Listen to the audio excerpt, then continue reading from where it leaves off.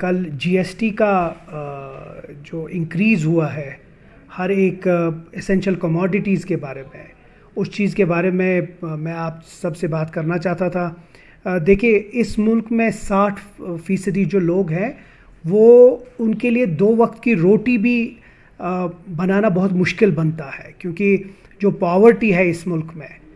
और उसके बाद चाहे आप जब ये 5% जीएसटी 5% से 18% तक बहुत सारी चीज़ों में जीएसटी का इन्हें इंक्रीज़ हाइक किया है, और आप हैरान होंगे जब आप देखेंगे कि उस जीएसटी के जो हाइक का लिस्ट है उसमें चावल, दूध, गेहूँ, छोटी छोटी चीज़ें जो रोज़मर्रा की जो गरीब लोग खाते हैं, उन लोगों पे जब आप 5% जीएसटी लगाते हैं तो आप मुझे खुदा के लिए ये बताइए, जो लोग 2 वक्त की रोटी नहीं कर पाते हैं वो लोग कहाँ से इतना अफोर्ड कर सकते हैं कि अब आप टैक्स करेंगे। आपकी रोटी 2 वक्त की रोटी पे अगर आप टैक्स लगाएंगे तो लोग जाएंगे कहाँ? वो इंग्लिश में सेइंग है कि of the people, by the people और फॉर द पीपल, लेकिन इसमें जो है फॉर द पीपल तो है ही नहीं। लोगों ने इनको चुना, लोगों ने इनको बनाया, लेकिन जब लोगों को फ़ायदा पहुँचाने की बात होती है तो उनको कोई फ़ायदा पहुँच नहीं रहा है। आप कभी अग्निपथ का स्कीम कर रहे हैं, कभी आप ऐसे अनपॉपुलर स्टेप्स उठा रहे हैं, उसमें लोग फिर जाएंगे कहाँ? इसीलिए आप कहते हैं कि बिजली का इस्तेमाल मत कीजिए, आप सोलर का इस्तेमाल कीजिए।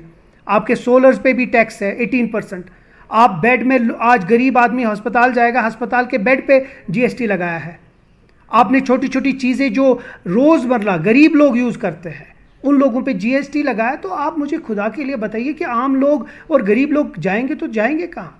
इसीलिए हमारा अपील है गवर्नमेंट ऑफ इंडिया के साथ और ख़ासकर स्टेट गवर्नमेंट का कि ये जो जीएसटी का है इसको किसी तरीके से रोके, रियासत में न लागू किया जाए, और किसी तरीके से हुकूमत हिंद से बात करके ये जो जीएसटी है और ख़ासकर जो गरीब तबके हैं उन पे जो ये डायरेक्ट असॉल्ट हो रहा है इसको किसी तरीके से ख़त्म करें। देखिए, सबसे बड़ी बात है जो बेचारे पढ़े लिखे लोग हैं, जिन लोगों ने किया है अपना काम, उस पर आप उन लोगों को पनिश क्यों कर रहे हैं? आप स्क्रैप कैसे कर सकते हैं? एटलीस्ट जाके जमहूरियत में, इसीलिए हमेशा हम ये कहते हैं कि जमहूरियत की बहुत इंपॉर्टेंस है। आज की डेट पे जम्मू कश्मीर में ज़रूरत है। अगर ये लोग प्रोटेस्ट कर रहे हैं, कोई तो जाए उनके पास और उनसे पूछे उनके बेचारों के मसले क्या हैं। छोटे छोटे बच्चे, छोटे छोटे जो पढ़े लिखे लोगों के, अगर आप उनको कोई ऑप्शन ही नहीं देते हैं सिवा प्रोटेस्ट के, वो करेंगे क्या बेचारे?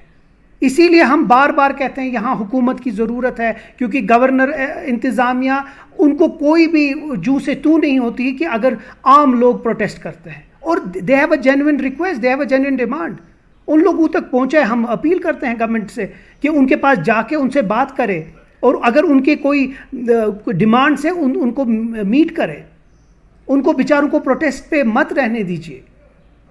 तो क्या कुछ रहेगा? देखिए, यही तो बहुत बड़ी बात है। जब आप जीएसटी लगाते हैं 5% से 28% तक, तो जो आम लोग हैं, जहां आप एटलीस्ट अगर आपने नौकरियां लोगों को दी होती, अगर आपने लोगों को वो वसाइल दिए होते या बिजनेस कोई डेवलप किया होता उन लोगों के लिए कि किसी तरीके से वो अपना रोज़गार कर सके। एक तरफ से आप रोज़गार नहीं दे रहे हैं, एक तरफ से आप कोई वसाइल नहीं खोल रहे हैं लोगों के लिए, और दूसरी तरफ से आप टैक्स बार बार उनके ऊपर चढ़ा रहे हैं। इसीलिए ये जो लोग हैं आम, और जो हमारा नौजवान है, वो जाएगा तो जाएगा कहाँ? आप, मुझे ये समझ नहीं आता है कि ये पहली हुकूमत होगी पूरी इंडिया की हिस्ट्री में जिनकी जो जितने भी स्कीम्स होते हैं वो अनपॉपुलर और लोगों के खिलाफ होते हैं। उसके लिए मुझे पूरा यकीन है और उम्मीद है कि जिस दिन मौका मिलेगा इस मुल्क और इस रियासत के लोगों को वोट करने का, वो इन सब को अपनी जगह दिखाएंगे और इनको पनिश करेंगे। इनके ये जितने भी इनके ये हैं स्कीम्स हैं, जो अनपॉपुलर स्कीम्स हैं, उनको जो लागू करने के लिए।